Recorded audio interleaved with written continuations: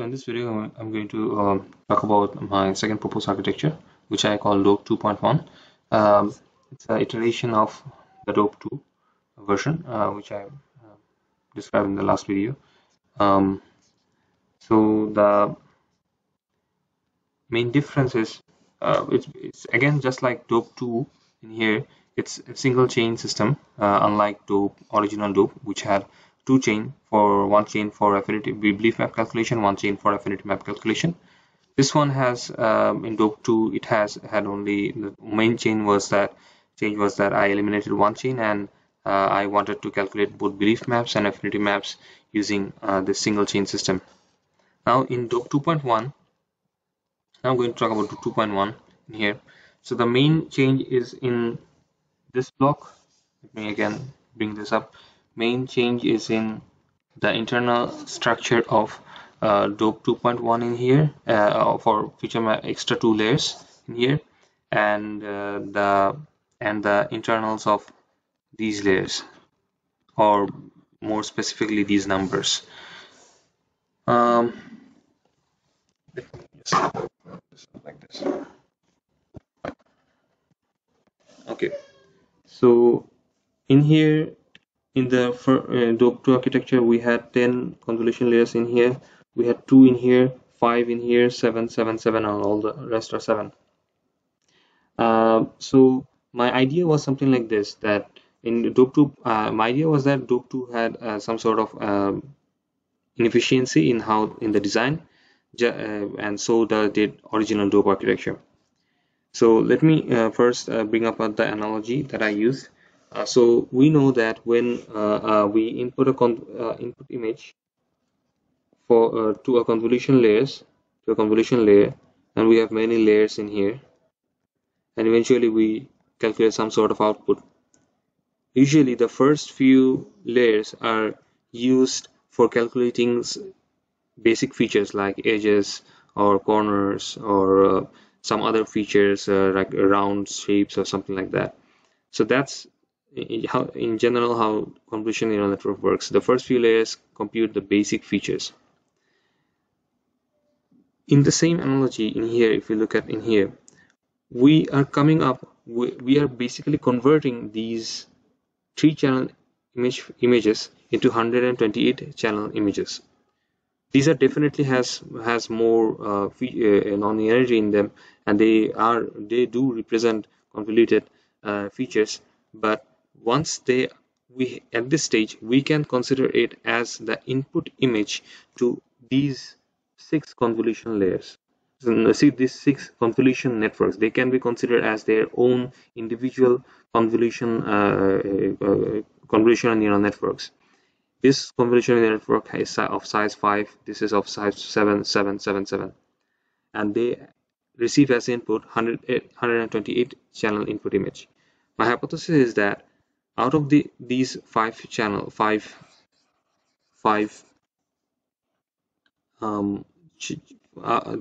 channels, let's say that these are the 5 layers for this cascade. My hypothesis is that maybe the first 3 are used only for coming up with more non-linearity in the image features that I pass around in here. Same thing goes for, let's say that this cascade in here. So I get the 128 channel input image, then I go through 7 layers of convolution and end up with my 25 channel output. Again, my hypothesis is that maybe the first few layers are used to come up with more non-linearity. Now, one thing I want to add in here is that my another hypothesis is that maybe these first 3 layers and maybe these first 3 layers are doing the same job on the input image of 128 channels.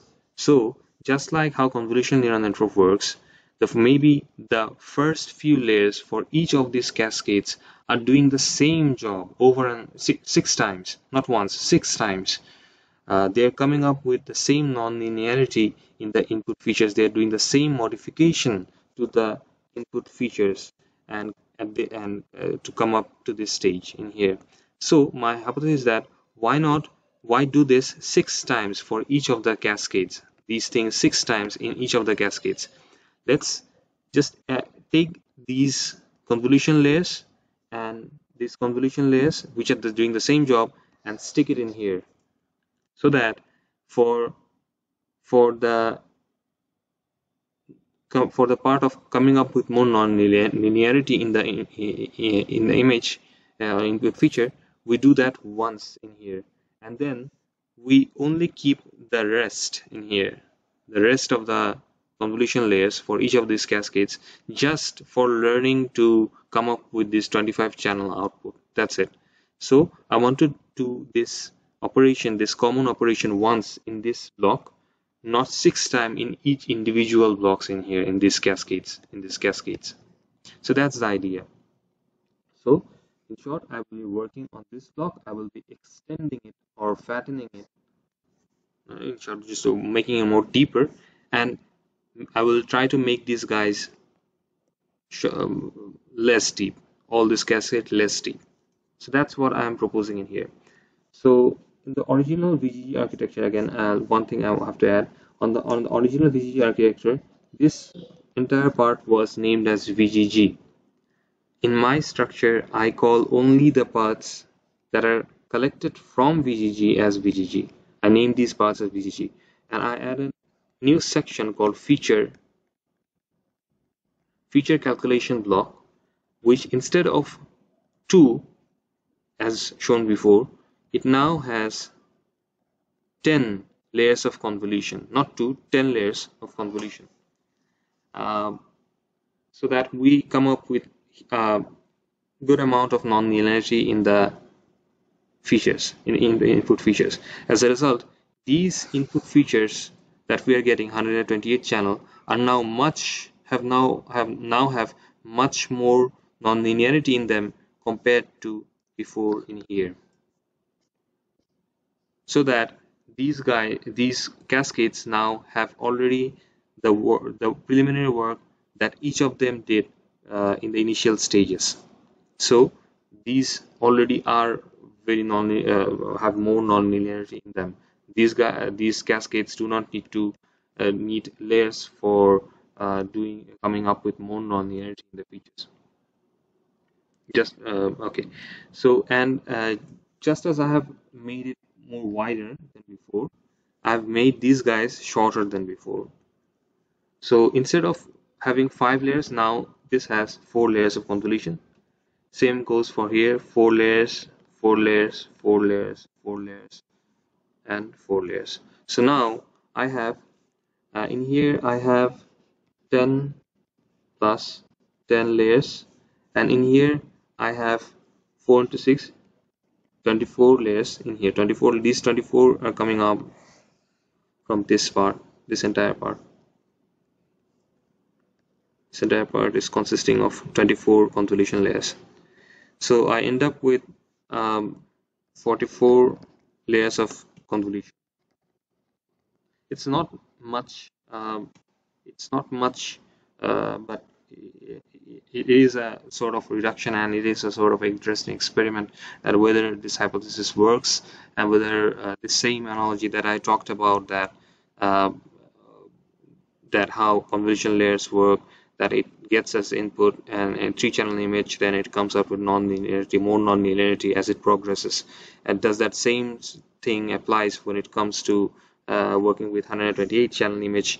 And if I reduce the number of reduce the depth of these cascades, how much does it affect the performance or the belief map or affinity map calculation? So that's an interesting experiment. Now, one other thing that I have done in here, I will go into a little bit more details.